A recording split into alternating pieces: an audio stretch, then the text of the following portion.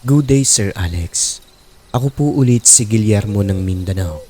Muling magbabahagi ng mga kwento na may kaugnayan sa kababalagan.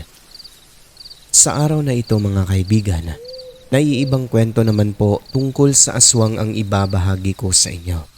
Sana'y magustuhan niyo rin po ito kahit na maikli lang. Karanasan ito ni Tatay at Lolo Claudio na madalas niyang kinukwento sa amin noon. Kasi yung papa ko, sir, siya talaga yung nakasaksi sa pangyayari. Isa ito sa kwento ni Lolo na ikinagalit ni Lola noon. Ang hanap buhay ng aking lolo, sir, paggawa ng mga lampara simula pa lang noong binata pa lang siya hanggang sa magkapamilya. Yun na talaga yung kanyang pinagkakakitaan noon. Nangongolekta siya ng mga bote ng ketchup, ng alak, at kung ano-ano pa na pwedeng gawing gasera. Tapos siya rin mismo yung gumagawa nito at nilalako sa iba't ibang lugar, partikular sa mga area na hindi pa abot ng kuryente. Nung bago pa lang ikinasal ang aking lolo, sir, may napuntahan siyang isang lugar kung saan malayo ito sa Kabiasnan, pero marami rin namang nakatira. Pero nakagawian niya talaga na hanggang sa paanan lang ng bundok nagtitinda kung saan ginaganap ang tabo. Ngunit isang araw, nakilala niya ang isang babae na may maliit na tindahan sa bundok at ang pangalan nito ay si Emilia. Bumili sa kanya ng 2 pirasong lampara at sabi nito, bakit hindi raw subukan ng aking lolo na maglako sa lugar nila kasi may mga tao rin naman doon na siguradong bibili ng mga gasera. Dagdag na sabi pa nito, mayroon siyang tindahan at may mga bumibili raw sa kanya na ang iba taga-tuktok pa talaga ng bundok. Hindi na bumababa sa tabo buhat ng malayo ito, lalo na doon sa mga taong hindi kayang maglakad. Ayon kay Lolo Claudio, si Emilia ay magandang babae, may pagkakahawig daw ito sa isang artista at mahinhin kung manalita. Yung lolo ko naman dala ng kasabikan na makapagbenta ng produkto sa lugar ng babae. Sinunod niya ang sinabi nito. Sige po Ate Emilia, subukan ko maglako sa lugar ninyo. Oo, kasi marami rin talaga namimili sa tindahan ko roon. Mga taga-ibabaw pa. Ganun ba? Kaso mahirap ang daan paakyat sa inyo, no? Minsan pero may motor naman na bumabiyahe dyan basta hindi lang maulan. Wala namang mawala kung subukan mo, di ba? Kailan ka kaya makapunta? Di pa ako sigurado kasi titignan ko pa kung ilang peraso yung natira sa bahay. Pero sigurado ako ngayong linggo na, ate. Sige Claudio. O siya, dito na muna ako ha. Umalis na ang babae. Si Lolo naman nung wala na masyadong tao sa tabo, dahil kukonti na lang yung lamparang natira ay umuwi na rin siya sa bahay nila.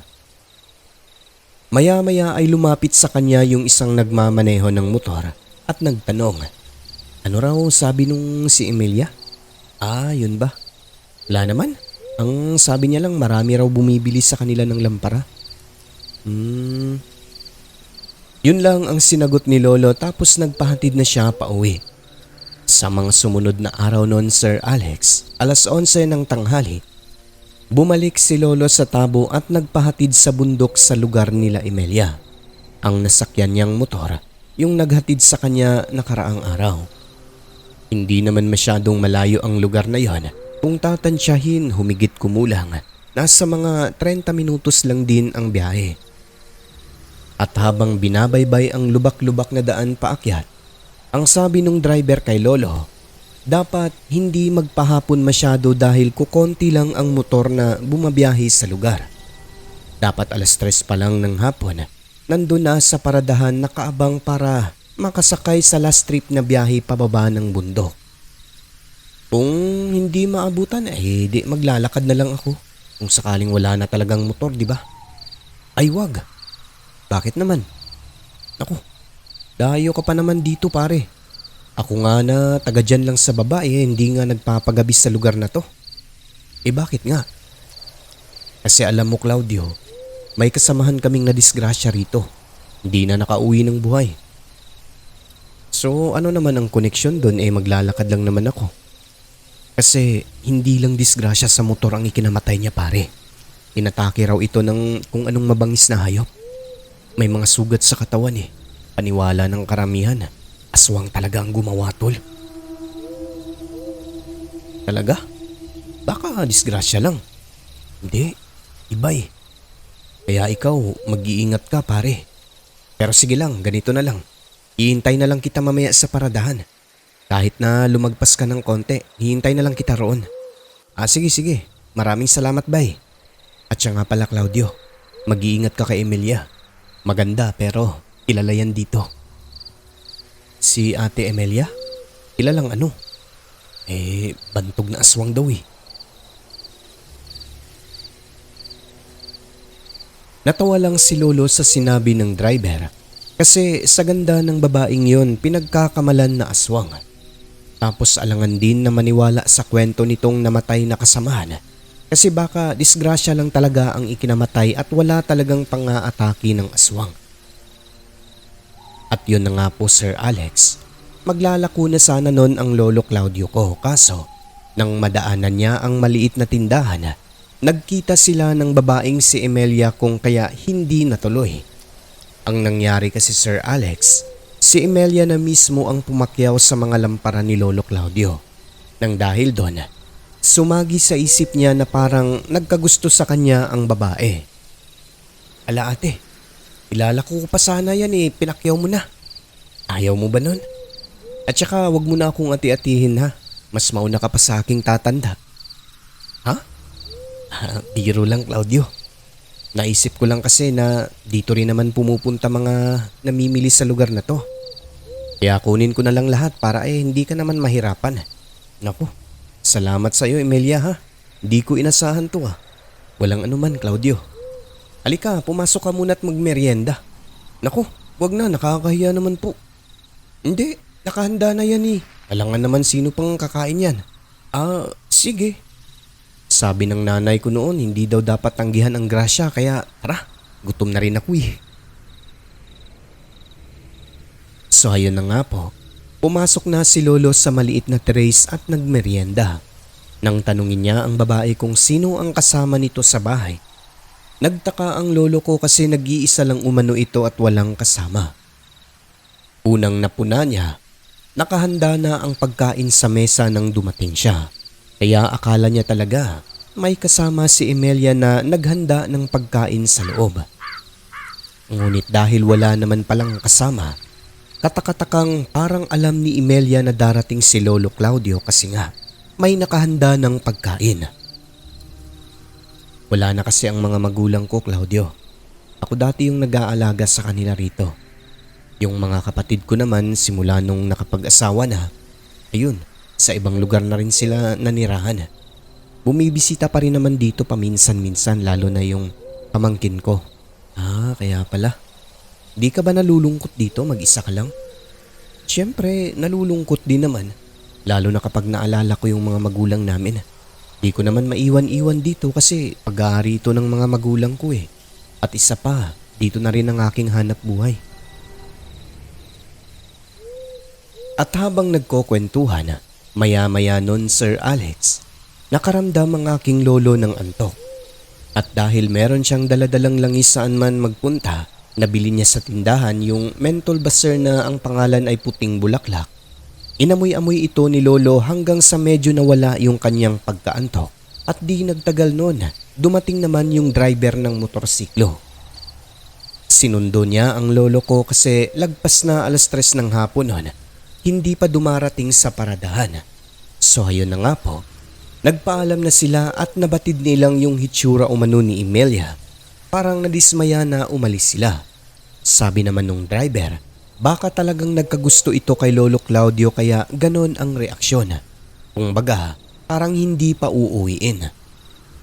Kabirong wika pa nito, kung magkakatuluyan sila ni Lolo, magiging aswang na rin daw yung lolo ko tulad ni Emilia. Natawa na lang siya at sagot nito, hindi pwedeng patulan kasi nga pamilyado na rin siya nun.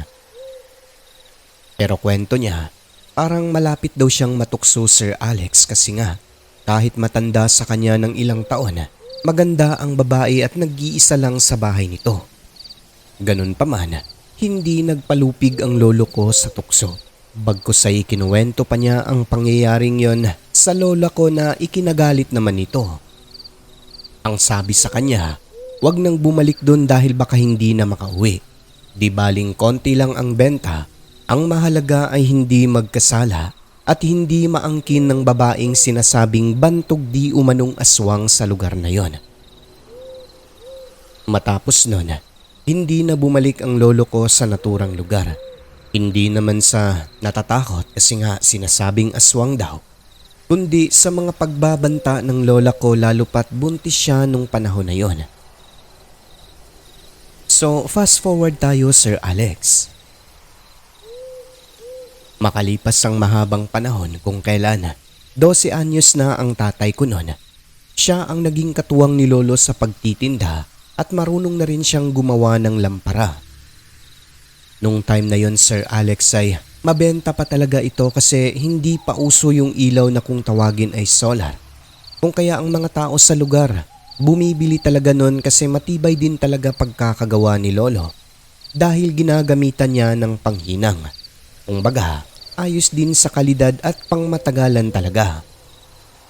Hanggang sa isang araw nun, Sir Alex, naisipan ni lolo na balikan yung lugar nila Emelia sa pagbabakasakaling pakyawin na naman nito ang mga lampara. Pero bago yon, upang mapatunayan kung totoo ba ang chismis ng mga tao sa lugar na yon, hiniram ni lolo ang langis ng kapitbahay nila na kumukulo kapag may aswang sa malapit. So pagdating nila sa lugar, Sir Alex, wala na yung tindahan ni Emelia pero nandun pa rin ito. Sa muli nilang pagkikita, labis ang ipinagtataka ni lolo dahil hindi masyadong tumanda ang babae. Although may pagbabago sa mukha nito pero konting-konti lang talaga. Malayong malayo kay lolo na halos namuti na lahat ng buhok sa ulo pero itong si Emelia na mas matanda pa sa kanya, talaga namang halos walang pinagbago. At yun na nga po, saglit lang ang pag-uusap nila, Sir Alex, kasi pagkalapit ng babae, bigla umano itong nagsungit. Tumalikod pagkatapos ay pumasok sa loob ng bahay. Yung mata raw nito ay biglang namula tapos bumalasik. Pag-aakala pa nga niya ay aalukin naman sila ng merienda, kaso bigla na lang parang nagalit ang babae kung kaya umalis na lang din sila. Hindi alam ni Lolo Claudio kung ano ang dahilan. So sina lolo naman ay naglako na lang din papunta sa ibabaw na bahagi kung saan may mga taong nakatira. Habang naglalakad, palagay ni lolo baka nagalit daw sa kanya si Emelia kasi hindi na niya binalikan ng matagal na panahon tapos bigla na lang nagpakita na may kasama pang anak. Alam niya kasi na parang nagkagusto raw sa kanya. Kung ano-ano ang pumasok sa isipan ni lolo hanggang sa maramdaman niyang basa ang kanyang hita. Huli nang namalaya ng aking lolo na umapaw na pala ang langis sa kanyang bulsa. Hindi niya nalaman kung saan banda nag-umpisa pero ang kanyang hinala nun doon kina Emelia. Nang dahil doon, napaisip ang aking lolo, sir, na maaaring totoo ang kwento ng mga tao tungkol sa pagkatao ng babae. So ayun na nga po, nasa mga 5 piraso na lang ang natira sa kanilang paninda. Kaso, hapon na nakabalik sa paradahan, mag-aalas 5 na kaya naman wala ng motorsiklo na nag-aabang. Nang dahil doon ay wala silang nagawa kundi lakarin ang pagkalayo-layong daan pababa. Ayos lang, sabi ni Lolo Claudio, total magaan na lang naman ang kanyang dala at magiging madali yung lakaran nila pababa ng bundok. Ngunit inabot sila ng gabi sa daan, Sir Alex. Nung malapit na sa malaking kalsada kung saan pwede nang makasakay ng jeep. Pagdating sa bahagi kung saan mayayabong ang talahiban, sa di inaasahan mula sa loob, bigla na lang sumulpot ang isang aswang sa tapat nila, Sir Alex, at walang kung ano-ano, inatake ang aking lolo. Ang ginawa niya para maprotektahan ang sarili at si Papa, yung mga lampara na nakasilid sa sakong gawa sa abaka, Yun ang ginawa niyang panghampas sa bunganga ng aswang. Matibay yun, Sir Alex, pero ang mga lampara sa loob nagkawasak-wasak talaga sa bawat tama sa mukha ng aswang. Si Lolo Claudio talaga ang puntirya gawa ng siya lang naman yung inaatake habang yung tatay ko tumakbo papunta sa kalsada at nagsisigaw ng tulong habang umiiyak. Yung lolo ko naman po, pagkukwento ni Papa, kada atake ng aswang umaatras siya sabay hampas naman sa mukha. Gawa sa lata at bote ang lampara kung kaya nasasaktan din ang aswang at napapaatras ito. Buti na lang talaga, Sir Alex, may isang mananggiti na nakarinig sa kanila. Galing ito sa loob ng talahiban dahil sa tawag ng kalikasan. Narinig niya ang sigaw ni Papa kung kaya dali-dali nitong tinapos ang ginagawa at tinulungan sila. Nakita siguro ng aswang na may hawak itong sanggot sa kamay, Sir Alex, na napakatalas. Kaya naman hindi pa nakakalapit ang mananggiti. Tumakbo na ang aswang papunta sa loob ng talahiban at naglaho sa kanilang paningin na animoy nilamon ng dilim. Pagkatapos nun ay sinamahan sila ng mananggiti hanggang sa makasakay. Doon lang napatunayan nila Lolo, base na rin sa kwento ng mananggiti, na totoo yung dating sinabi ng driver sa kanya. Kaya wala nang bumabiyahe na motor kapag lagpas na 3:00 ng hapon ay dahil may inatake na ng aswang sa daan habang nagmumotor. Doon lang napagtanto ni Lolo Claudio na bagaman patawa-tawa yung driver na kanyang nakausap matagal ng panahon ang nakalipas, totoo ang lahat ng sinabi nito tungkol sa umaataking nilalang sa lugar na yon. Siyempre wala silang ibang pinagdududahan kundi si Imelya lang. Ngunit dahil wala naman silang sapat na katibayan, charge to experience na lang talaga, Sir Alex. Ang tanong, bakit si Lolo lang ang inatake at hindi sinali si Papa? Ang maaaring kasagutan ayon na rin sa kwento ng aking lolo. Malamang sa malamang ang aswang na yun ay si Imelya rin, nagalit sa kanya dahil nagdala siya ng langis. Maaamoy daw kasi yon ng aswang, Sir Alex. Magagalit dahil syempre mabubuking ang tunay na pagkatao. Yun daw malamang ang dahilan kung bakit siya lang ang pinuntirya talaga ng nilalang na yon. Pero kung nadali si Lolo, malamang sa malamang aatakihin din ang aking itay. Pagkukwento pa nila, hindi naman daw po nakakatakot masyado ang aswang na yon. Normal na aso lang sa unang tingin. Ang pinagkaiba lang, mahaba ang nguso, buntot at ang dila, tapos mapupula at medyo malalaki ang mga mata. Ayon naman sa kwento ng mga matatanda, may iba't ibang uri ng aswang. Mayroong lumilipad, may gumagapang at ang iba, nagaan yung hayop tulad ng nakasagupa ni Lolo Claudio. Sa huli, Sir Alex, pasalamat na lang si Lolo at Papa dahil hindi naman sila napano.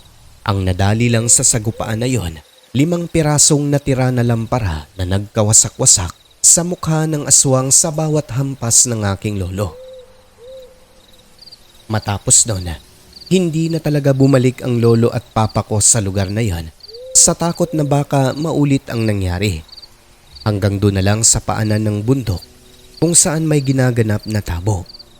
At simula noon, hindi na sila nawalan ng kutsilyo sa kanilang pagpunta sa kahit na saang lugar, sapagkat ang mga aswang kung minsan nakakausap mo lang.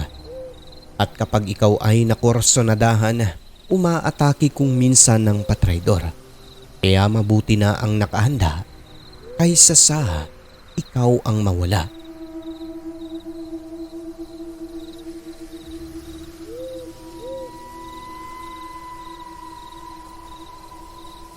At dito na po magtatapos ang kwento ng aking Lolo Claudio. Meron pa po tayong ibabahagi pero sa susunod na lang ang iba. Hanggang sa muli, Gili ng Mindanao.